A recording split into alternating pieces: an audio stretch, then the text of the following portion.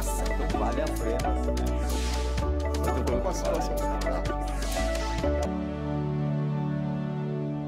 Olá, este é o programa Em Discussão com Vida e temos o prazer em receber o deputado Carlos Genasi do PSOL e seus convidados. Leonardo Biagione de Lima, defensor público do Estado de São Paulo. Fábio César Ferreira, presidente da CIFUSPESP, Sindicato dos Funcionários do Sistema Prisional. E Josiane Silva Brito, doutoranda em Ciências Humanas e Sociais pela Universidade Federal do ABC. O assunto de hoje é a privatização dos presídios paulistas. Obrigado pela presença de vocês. O governador Dória apresentou aqui uma proposta de privatização do sistema penitenciário ou de privatizações de presídios, né? Inicialmente, a proposta é que haja a privatização de 4 presídios. E ele apresentou essa proposta num contexto de outras privatizações, como a privatização de empresas estatais, do Jardim Zoológico, do ginásio do Ibirapuera e de outras, tantas mais áreas, né? São 200 projetos de privatização para o Estado de São Paulo, fora as rodovias, 1.200 quilômetros de rodovias que serão pedagiados também com a instalação de pedágios. E a apresentação desse projeto, dessa proposta de privatizar presídios, vem nesse contexto também. Vamos abrir o debate, doutor Leonardo, como que o senhor vê essa questão? Bom, boa tarde a todos e todas, boa tarde, deputado. Bom, primeiramente, acho que era uma promessa de campanha, né, que foi feita aí pelo governador, que depois acabou sendo aí um programa de governo, acabou se transformando num programa de governo, como bem ressaltou. Em relação aos presídios, o que se disse, né, na mídia sobre essas privatizações dessas unidades prisionais, porque de fato não há nenhum estudo, não há nenhum embasamento teórico, nada que foi dito e justificasse isso em termos aí práticos e formais. Isso até inclusive foi dito pelo próprio assessor técnico do secretário da administração penitenciária, de que não haveria nenhum estudo técnico, não haveria nada ali, nenhum dado estatístico em relação a isso, mas o que se disse na mídia para esse programa de privatização seria ali redução de custos, assim como tentar-se uma melhor ressocialização da pessoa presa. Argumentos esses aí que, no nosso entender, não satisfazem. Na verdade, não são de fato assim. Uma vez que, por todos os estudos aí de unidades prisionais de outros estados que foram privatizadas, todas têm um custo muito mais alto e a ressocialização também não prepondera. Nessas unidades prisionais, basta a gente pegar como exemplo unidade prisional de Pedrinhas, Maranhão, que tinha essa parceria aí privada e acabou tendo uma grande rebelião, assim como Compage no Amazonas. Então, esse aspecto da ressocialização para nós aí não prepondera. Também esse aspecto aí de redução de custos, ao que parece, não é bem por aí, pelos dados que a gente tem e estudos de outros estados. E como que você vê a questão da legalidade ou da ilegalidade dessa privatização? Sim. E aí, quando se pensa nesse modelo, tem que, claro, sempre ter um embasamento jurídico e legal, né? No caso aí de privatizar unidades prisionais, é absolutamente inconstitucional você delegar esse poder de polícia, tirar aí os agentes penitenciários, por exemplo, que fazem ali essa segurança prisional, passando ali para o ente privado, né? Você, então, delegar esse poder de polícia, previsto na Constituição Federal, é absolutamente inconstitucional. Assim como também viola as próprias regras de Mandela, na regra 74, no item 3, por exemplo, ali preceitua expressamente que tem que ser um servidor público, o agente de segurança prisional. E sempre bom ressaltar também que a Constituição aqui do Estado de São Paulo, no seu artigo 143, recepcionou essas regras de Mandela, ou seja, ficando ainda mais evidente aí que se viola a Constituição Federal e a própria Constituição do Estado de São Paulo, essa tentativa aí de se privatizar. Josiane, você que estudou bastante o modelo de Minas Gerais, qual é a sua opinião, como que você vê essa proposta aqui do governo Dória? Então, é complicado quando se vê que tentam, né, justificar a privatização das prisões aqui em São Paulo com base no modelo de Minas, né, no sistema penitenciário mineiro, que é completamente diferente do que a gente vê aqui em São Paulo. No modelo mineiro, que é tido como uma vitrine, né, é muito problemático né? E eu vou falar sobre os problemas agora do modelo de Minas. Você fez um estudo sobre esse modelo? Não, eu fiz um estudo com base no modelo, indo até o modelo de Minas para explicar a privatização das prisões que já acontecia aqui em São Paulo, né, por meio das terceirizações. Né? Por exemplo, a maior parte do serviço de alimentação das unidades prisionais aqui de São Paulo é terceirizado. Então, eu fui tentar entender de onde surgia essa ideia da privatização e tentar entender um exemplo de privatização aqui no Brasil para ver como que se dava, né? E em Minas, são várias coisas que são problemáticas e uma delas é o fato de que no contrato entre o Estado de Minas Gerais e o consórcio vencedor da licitação, né, que é um contrato que tem a duração de 27 anos, permite, né, o Estado dá garantia para o setor privado que 90% dessas 3.336 vagas vão estar preenchidas durante esses 27 anos, que podem ser prorrogados por mais 5 anos, ou seja, 32 anos. O que mostra, uma despreocupação com a política prisional, que essa política prisional, que as taxas de criminalidade em Minas Gerais podem mudar, e esse longo período de tempo, garantindo que 90% dessas mais de 3.000 vagas esteja ocupadas, se torna um engessamento da política criminal de Minas Gerais. Há estudos que mostram, né, algumas violações dos direitos humanos, né, de uma forma não tão muito grave em Minas Gerais, como, por exemplo, o dado de que os presos têm 3 minutos para tomar banho. Né? Então, há um racionamento de água em Minas Gerais, tal como acontece aqui também em São Paulo, né, também na maior parte dos presídios, em todos os presídios, na verdade, aqui da cidade de São Paulo, pelo menos, tem racionamento de água. E outra questão de Minas Gerais, e que se diferencia muito da realidade aqui de São Paulo, é que em Minas Gerais o PCC está entrando, né, o primeiro comando da capital está entrando em Minas, mas não é tão preponderante, tão forte quanto aqui em São Paulo. Aqui em São Paulo, em 2012, 90% das unidades prisionais eram dominadas pela facção primeiro comando da capital, né, e a gente sabe que além do primeiro comando da capital, há outras facções também atuando no sistema paulista. E em Minas Gerais não se tem isso, então é problemático você falar, não, vamos pegar o modelo de Minas Gerais, que é um outro perfil prisional, é uma outra realidade, e colocar aqui para São Paulo. E ainda em Minas Gerais, para falar da experiência deles, uma outra coisa que é muito problemática é o fato da seleção de presos que podem entrar dentro da PPP de Ribeirão das Neves. Né? Então, lá não podem entrar presos de facção, não podem entrar presos por crimes contra os costumes, como estupradores, pedófilos. Então, há toda uma seleção para fazer com que essa população seja uma população mais fácil de lidar, que não vai criar problemas e que represente uma vitrine, que é o que a gente vê, né? O governador vai usar isso como uma forma de justificar a implantação da privatização aqui em São Paulo. Isso não tem representatividade do sistema prisional no Brasil. Não, seria um filé mignon, né, dos presos. E é a mesma coisa que acontece no exemplo estrangeiro, né? Nos Estados Unidos também tem essa seleção, né? São presos de perfil mais que cometeram crimes não violentos, que nem precisariam estar no sistema penitenciário, né? Se a gente for entrar numa outra discussão, mas eles pegam essas unidades, né? Colocam esse perfil de presos para justificar o uso e o aprofundamento da privatização das prisões para outros lugares. Fábio, você que representa os servidores do sistema prisional, você que está aqui no chão das cadeias, das penitenciárias, como que os servidores estão acompanhando e vendo essa questão da privatização dos presídios em São Paulo? Obrigado, deputado, pelo convite. Boa tarde para os companheiros aqui. Mais uma vez, o PSDB ele demonstra total irresponsabilidade com a segurança pública.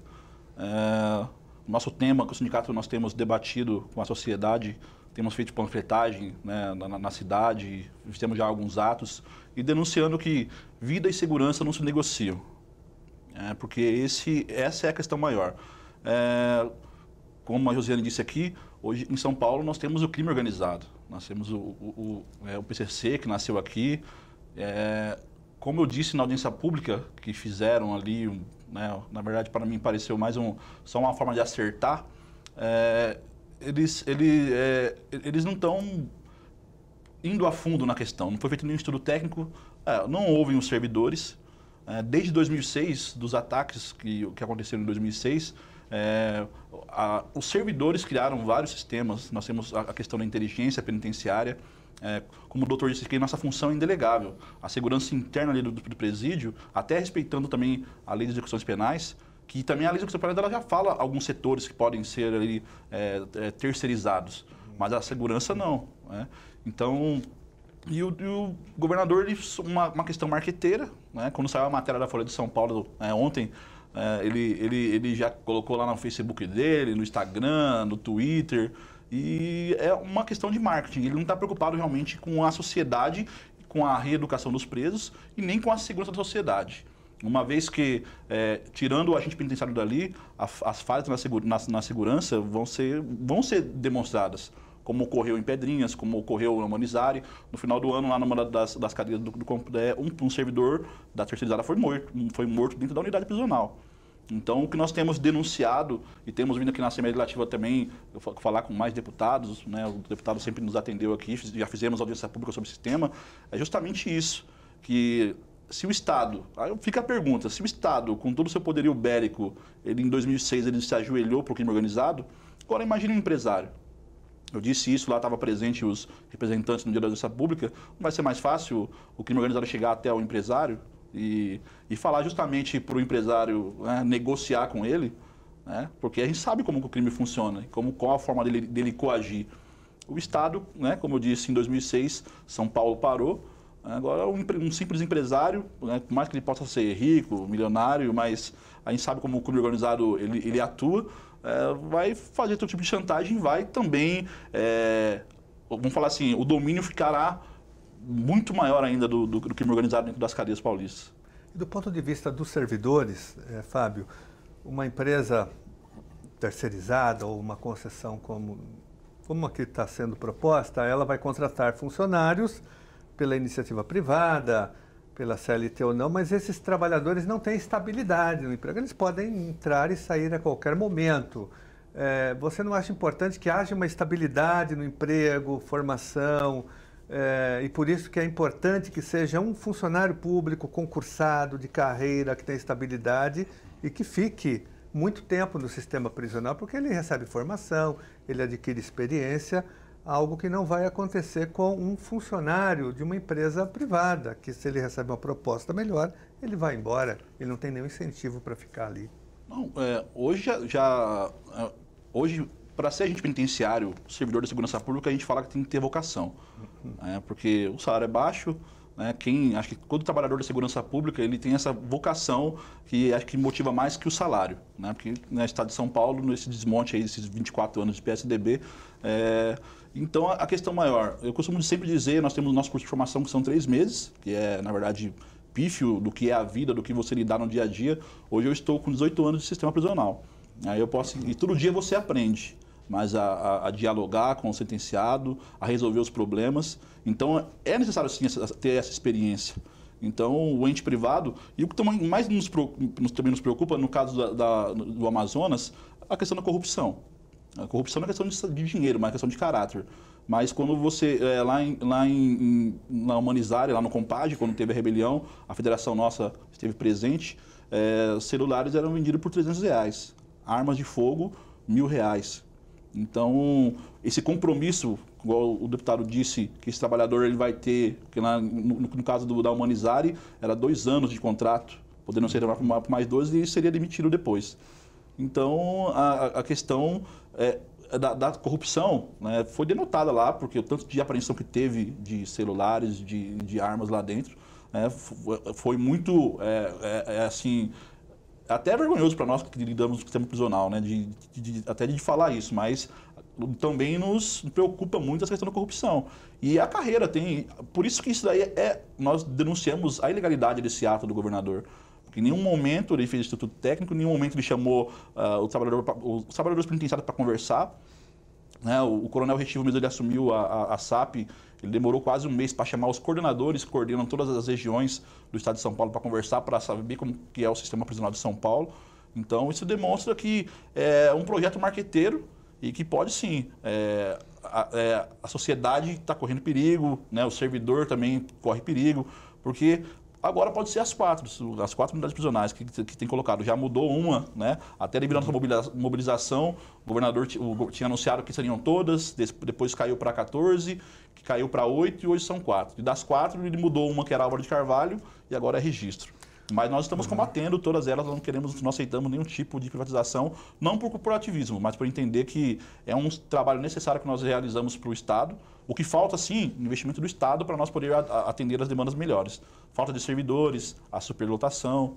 Tem um déficit muito grande no sistema prisional. Sim, nós temos um déficit muito grande. Se nós formos contar pela resolução do Conselho Nacional de Polícias Criminais e Penitenciárias, 5 sentenciados para 1 agente penitenciário. Então, no universo de 230 mil presos, 235 mil presos em São Paulo, então hoje nós estamos em 24 mil agentes penitenciários. É o servidor que lida direto com a população carcerária. No sistema prisional hoje, nós temos 47 mil servidores, que tem as outras áreas, os AIVPs, oficiais administrativos e tal. Então, o déficit é muito grande de servidores. E no projeto também já foi demonstrado ali que vai ser o mínimo do mínimo, vai ser pior do que já está hoje. Então, como ficará a segurança da sociedade? Porque todos, quero relembrar também os episódios que aconteceram em Bauru, em Jardinópolis, do semiaberto, que os presos se rebelaram e, como lá não tem muralha, eles foram para as ruas e as cidades ficaram, teve assaltos, teve várias situações que a cidade parou também aquelas cidades no dia, as rodovias ali da região de Jardinópolis. Então, é uma preocupação tremenda com a segurança da sociedade, que é o que nós fazemos. É um trabalho interno que quase a sociedade não vê, ela só vê quando acontecem esses problemas, mas que todo dia, igual eu sempre falo, nós somos eficientes.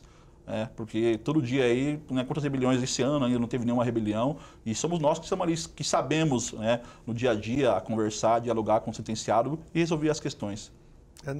Você citou a audiência pública que houve recentemente lá na SAP, nós todos participamos aqui, o Leonardo, a Josiane, você, eu, e ficou claro, o governo foi derrotado naquela audiência pública. Os únicos defensores do projeto foram os representantes das empresas que têm interesse em entrar nessa licitação. Mas, doutor Leonardo, sobre a questão ainda da legalidade, esse projeto, essa proposta afronta a lei de execução penal e também talvez uma função típica do Estado, que é cuidar do sistema prisional. Vocês veem essa legalidade, ela é forte nesse sentido?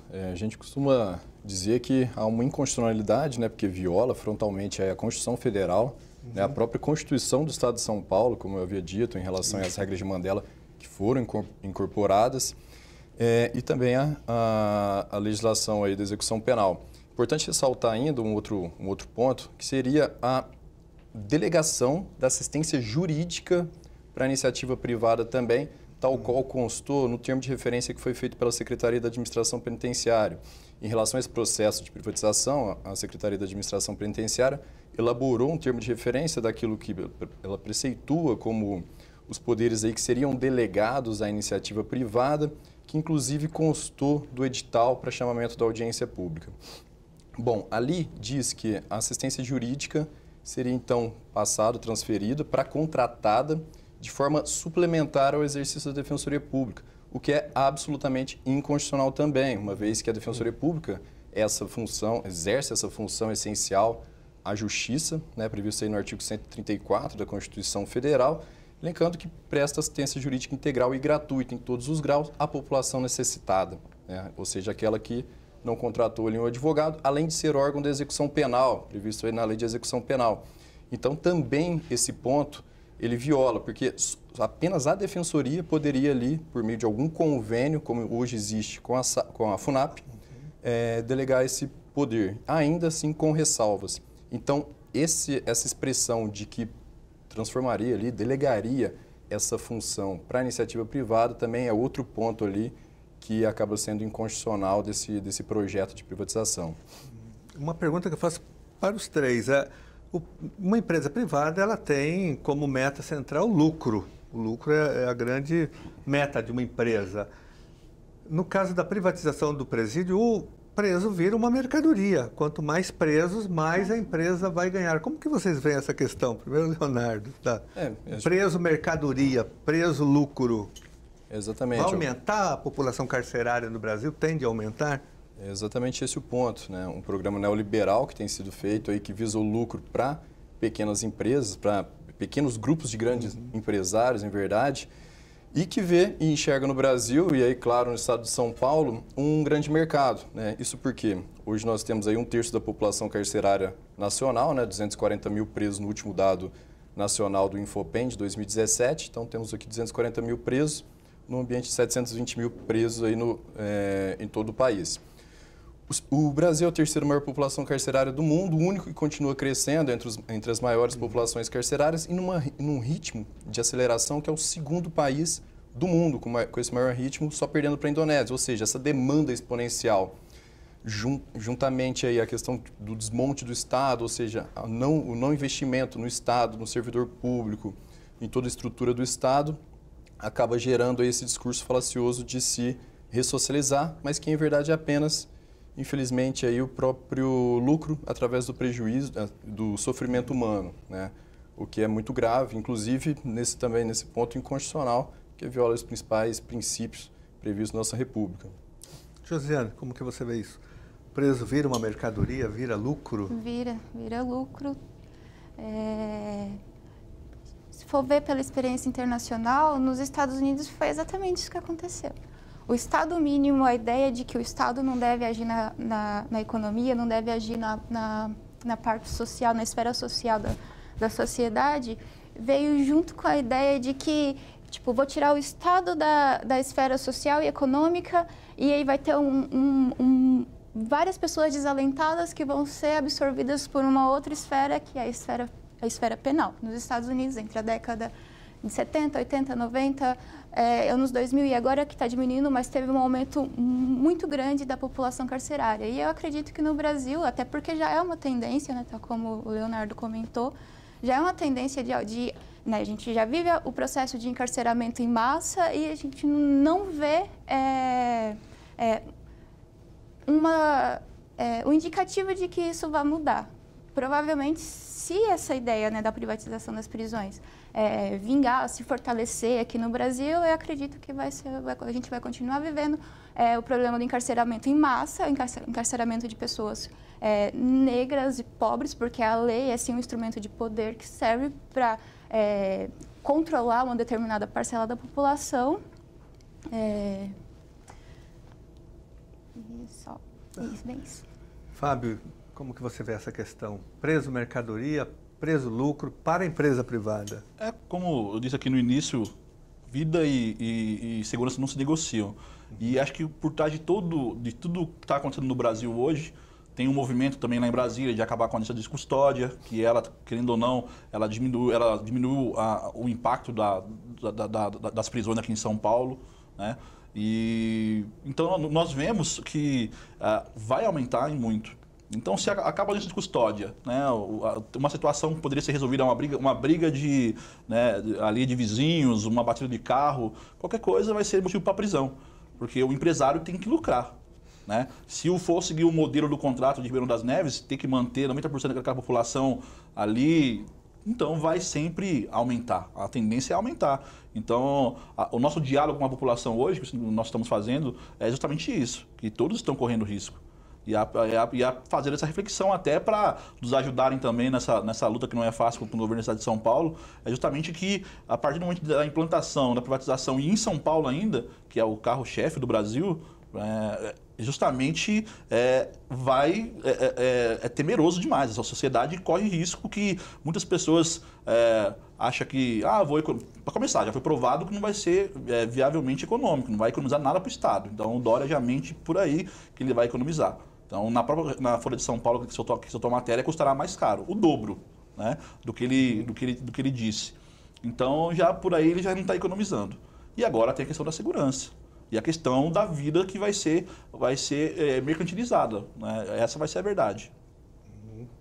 E do ponto de vista dos servidores ainda, como que é essa questão para vocês?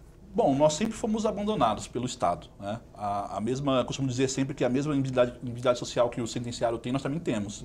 Então, no governo Alckmin isso ficou demonstrado por muito tempo, né? O servidor público no geral também, né? Sem valorização, sem investimento.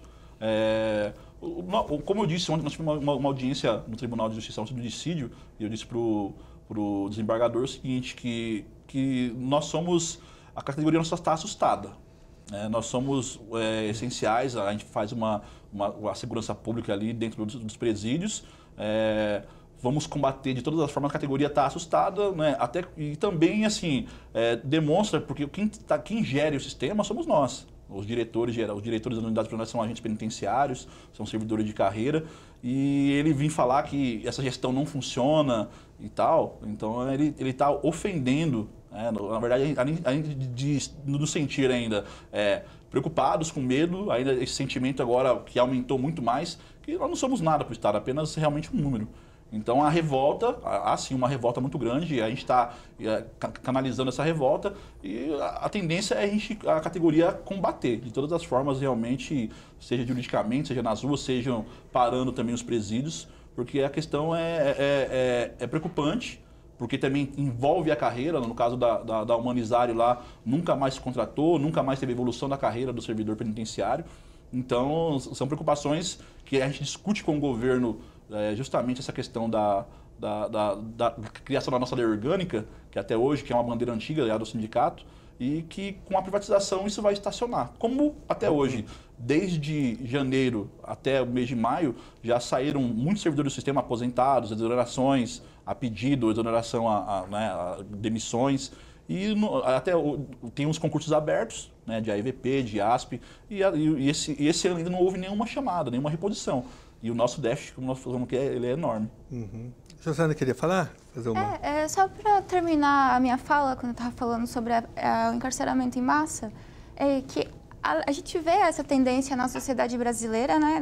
E não só na brasileira, né? É um contexto geral. E foi justamente esse contexto que criou essa crise do sistema penitenciário, esse cenário que a gente vive hoje, né? Um cenário de crise. Prisões superlotadas, a primeira unidade prisional onde eu entrei era uma cela para 12 pessoas no CDP aqui em São Paulo, uma cela para 12 pessoas, tinham 47 pessoas presas ali dentro.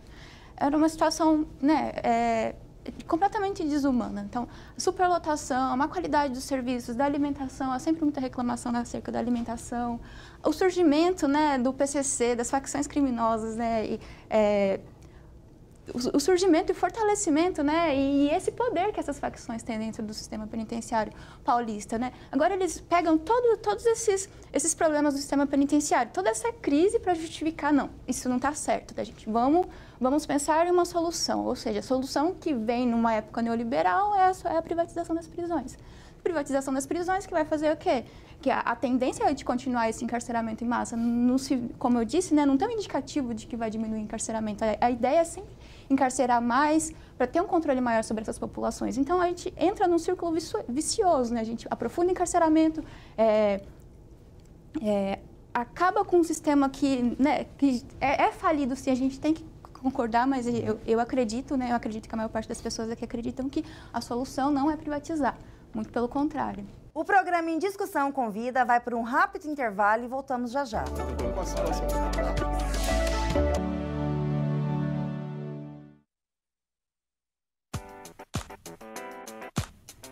São Paulo tem de tudo e mais um pouco. Nessa selva de pedras existe um mar de diversão. Para descobrir o que se esconde em todas as ruas, becos e avenidas, assista ao SP Cultura todas as sextas-feiras, às 10h30 da noite. E divirta-se! Ei, queria poder falar com você. Te falar desses últimos meses e como tudo tá melhor. Provavelmente outras pessoas por aí querem te falar muita coisa também. Acho que você teria orgulho, não só por mim, mas por ter feito algo tão nobre por pessoas que nunca viu. Eu só queria dizer obrigado.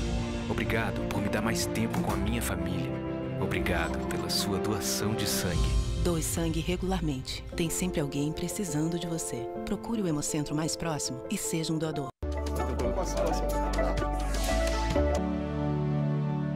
O programa Em Discussão Convida está de volta com o deputado Carlos Gianazzi, do PSOL.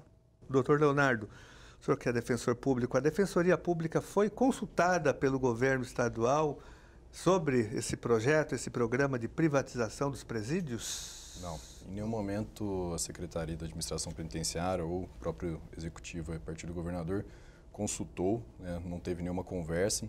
Muito pelo contrário, em verdade, nós, do Núcleo de Situação Carcerária da Defensoria Pública, do qual eu faço parte, chegamos a oficiar, né, a Secretaria em janeiro em relação a essa promessa de campanha que havia sido feita, e então esse programa que estava ocorrendo em relação às privatizações, e não havíamos recebido resposta. E após, em reunião com o próprio secretário, esse teria dito de que não haveria nenhum estudo, de que ainda não havia nada, efetivamente, nada formalizado em relação à própria privatização. E aí até fomos pegos de surpresa quando, de repente, já veio um termo de referência, um mês depois dessa conversa, mostrando de fato que não há estudo técnico, né, de que não há dados e nenhuma base estatística para esse processo, né, mostrando que vem de um vazio. Porque até para nós o que seria importante, de fato, para resolver minimamente esse grande problema que é o sistema carcerário, seria pensar no desencarceramento, né?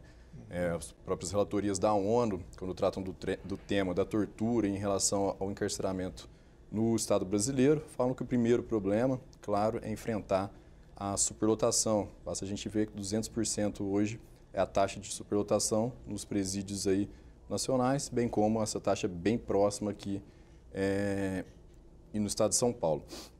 Importante nesse ponto também a gente trazer o quê? Que, como a Josiane disse, que esses contratos, se delegar-se aí a iniciativa privada por meio de contratos, a gestão de uma unidade prisional, ainda que seja de forma compartilhada, é esvaziar qualquer discurso em relação à política criminal. Então não poderia haver uma mudança nesse cenário. O que dificulta, inclusive, a promessa que foi feita pelo Brasil no âmbito da ONU, na Revisão Periódica Universal, em 2017, onde o Brasil se prontificou e fez a promessa de reduzir em 10% a população carcerária até esse ano, que é o ano de 2019, o que não ocorreu, e com esse projeto de privatização, em verdade, só irá aumentar. Participamos, como o deputado bem lembrou, da audiência pública que foi realizada no âmbito da Secretaria da Administração Penitenciária, e então, como foi aberto o prazo, inclusive, para manifestações em relação a esse projeto, nós, do Núcleo de Situação Carcerária da Defensoria, assim, junto com o OAB do Estado de São Paulo, a partir de suas comissões de direitos humanos e política criminal, diversas outras entidades como Pastoral Carcerária, ITTC, o IBCCRIM, ou seja, instituições que, de fato, agem em relação ao sistema carcerário, apontamos ali a contrariedade em relação a essa política do governo, mostrando todas as ilegalidades, inconstitucionalidades, os exemplos ali que não deram certo no restante do país, que, infelizmente, é o que se quer importar aqui para o Estado de São Paulo. Josiane e Fábio, como que vocês veem essa questão da ressocialização no sistema com essa proposta de privatização? Olha, eu tenho uma visão muito crítica à prisão, à própria prisão. Para mim, né, não para mim, mas para os autores, pesquisadores da área, a prisão não tem essa função de ressocializar, né? A função tem uma função bem objetiva, que é retirar uma parcela da população, uma população que não se encaixa no mercado formal de trabalho, uma população indesejada e colocar essas pessoas dentro de prisões. Então,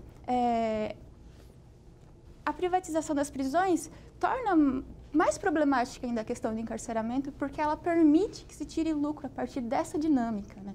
Já é muito questionável, já é muito problemático que as pessoas, né, a forma do funcionamento do sistema, né? Tirar as pessoas do convívio social, uma estrutura legal que privilegia, né, a punitividade em cima de um determinado extrato social. Isso já é problemático. Agora, o que a privatização das prisões ainda aprofunda, né, nessa questão é tirar lucro em cima dessa população indesejada. Fábio. Bom, nos meus 18 anos aí de agente penitenciário de profissão, na verdade nunca houve um investimento em reeducação. Na verdade, as cadeias, posso afirmar isso, que são depósitos de gente. Então, não é simplesmente falar porque na escola, no presídio tem uma escola e tem um trabalho que é um sistema de reeducação. Acho que devia, sim, aprofundar, o Estado investir, sim, no servidor. Acho que a solução se passa pelo servidor penitenciário, investimento, treinamento, mais investimento na inteligência. Como eu costumo dizer, sempre lembrando da Operação Echelon, quem descobriu ali todo um plano foram os agentes penitenciários. Depois de 2006 foi implantado a nossa inteligência penitenciária, que hoje nós fornecemos informações para todas as instituições, Polícia Civil, Federal, Militar. E aí, nessa operação, os servidores ali, né, da inteligência, eles pegaram papel do esgoto, peneiraram e montaram um mapa e descobriram todo um plano onde 78 pessoas foram presas no Brasil todo.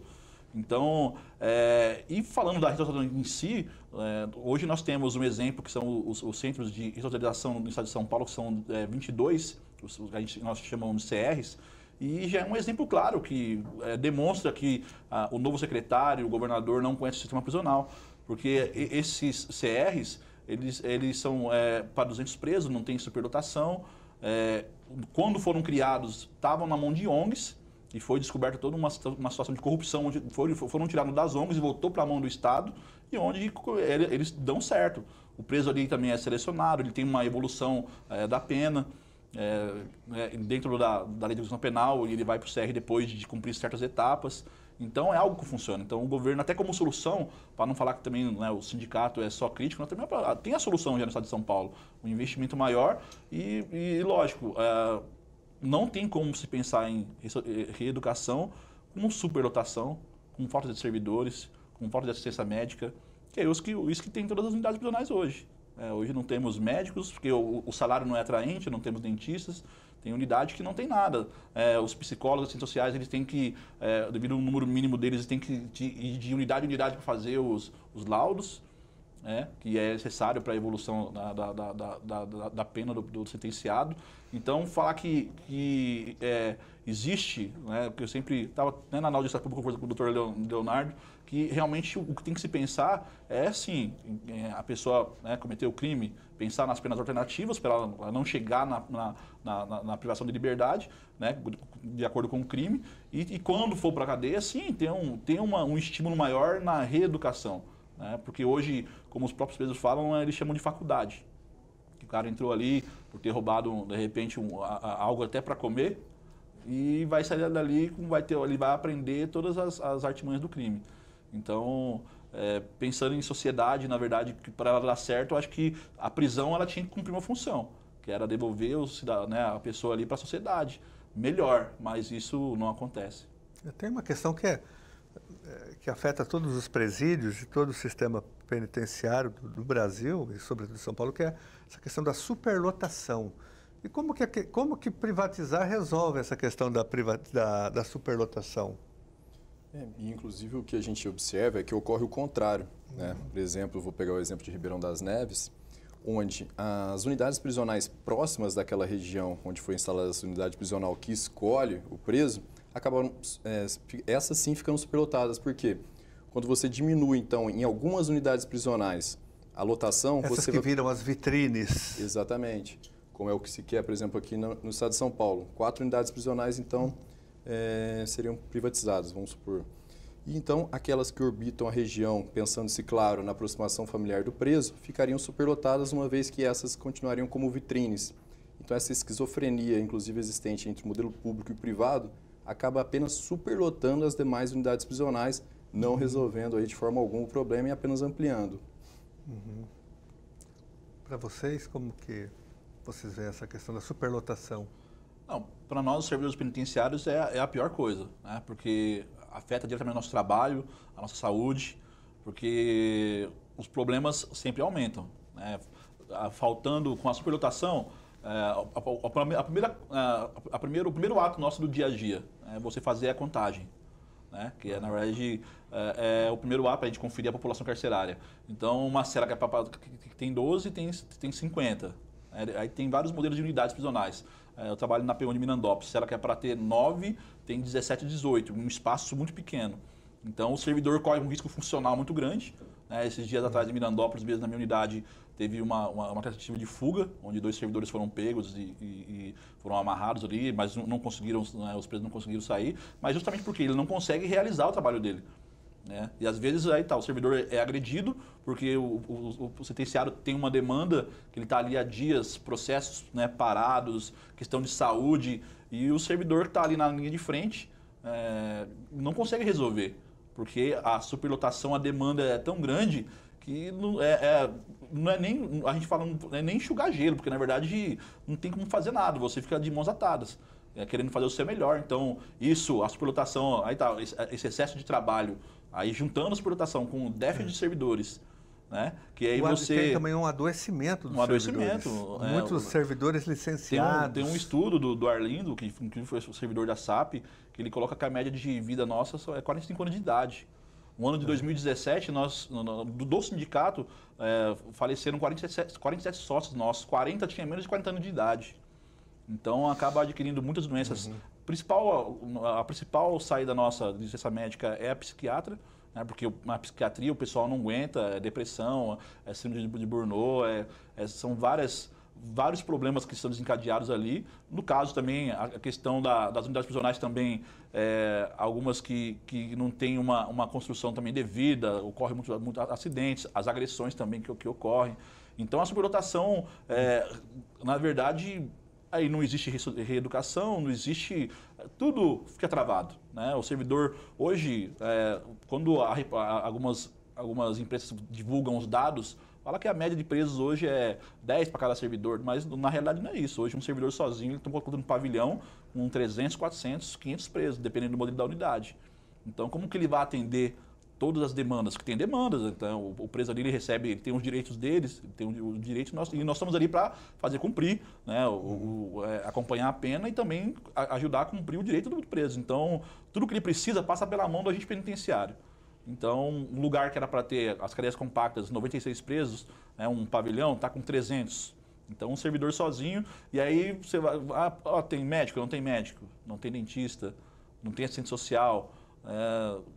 Como a gente faz isso? A própria defensoria, né, tem a falta também de defensores para atender toda essa demanda da população carcerária. Então, com a superlotação, piora ainda mais, né, a situação também da segurança. Hoje, eu posso afirmar que o preso hoje lá só não tem muita rebelião por conta do crime organizado.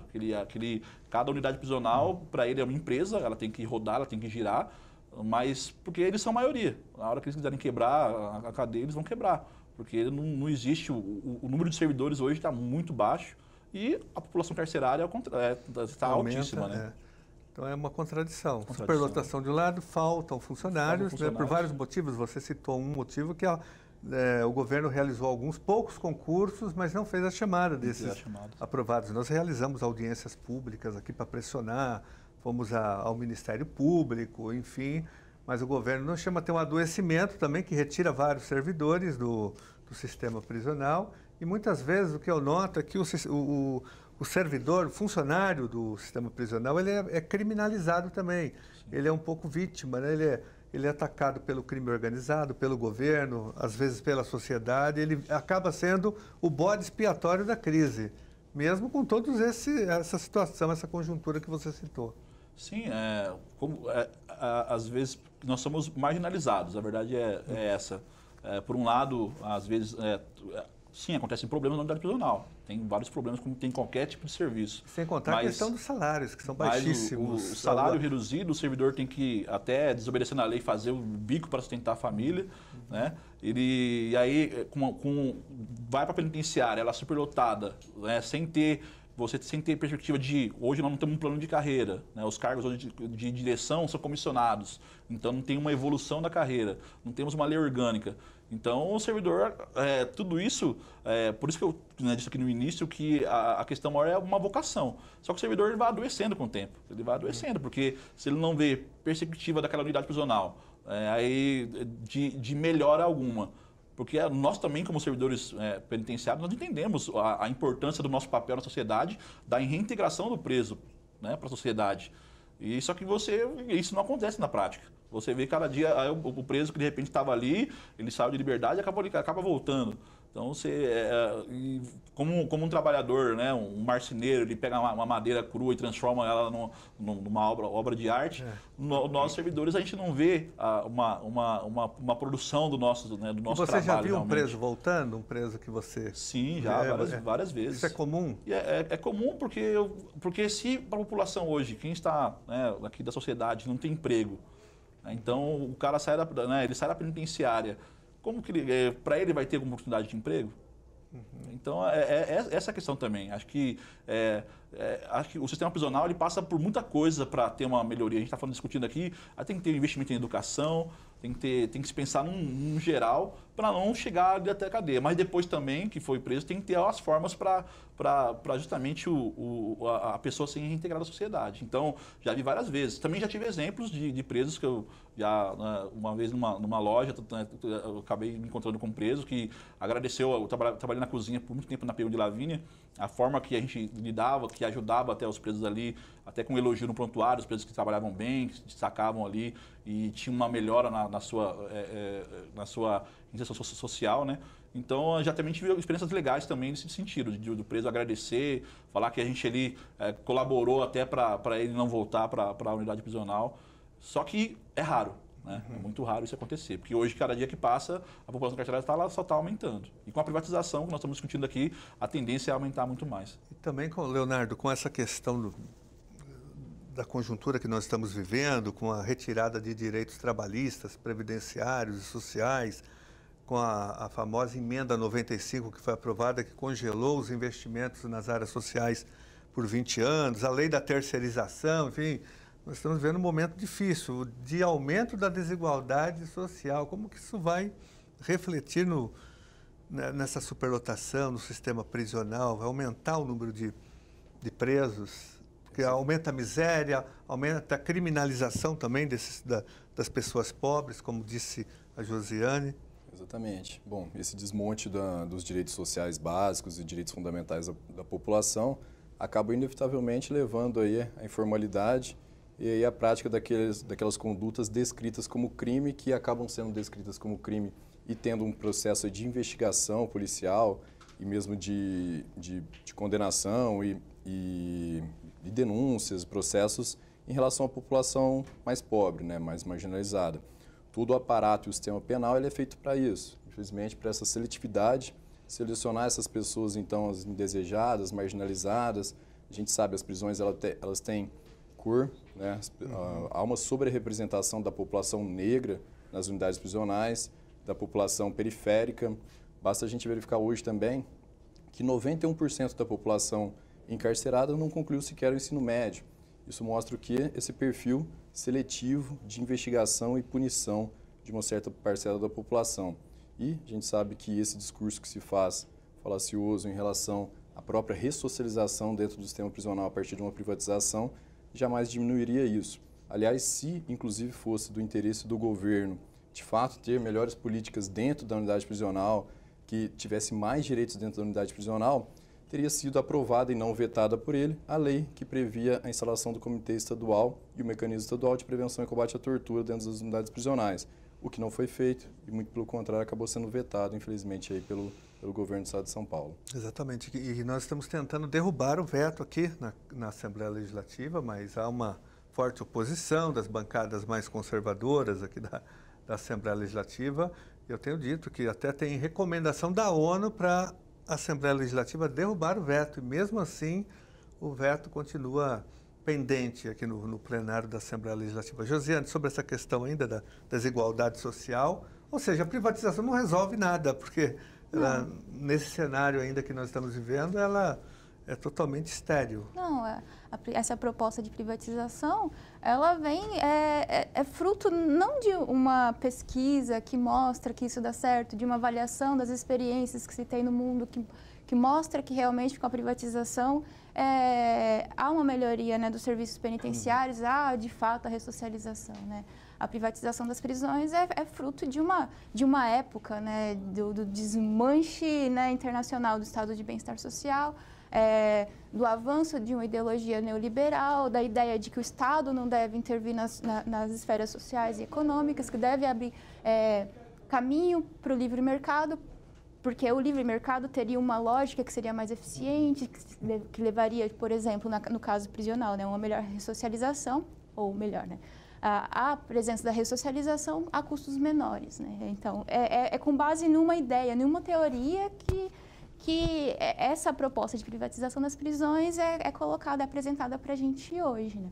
E sobre a questão das desigualdades sociais, a gente pode ver pela experiência internacional. Alguns autores, como o Vacan, nos Estados Unidos, David Garland também, avaliando a experiência internacional, eles mostram que, juntamente com esse avanço, né, da ideia neoliberal do Estado mínimo, vem junto, complementarmente, tem a ideia do Estado penal. Então, o Estado deixa de investir em educação, em saúde, em assistência social, mas ele começa a investir em políticas de em políticas prisionais. Então, essas pessoas que antes eram absorvidas, né, por essas outras políticas, né, políticas educacionais, assistência social, elas ficam ao relento e são acolhidas por esse outro braço do Estado, que é o braço penal.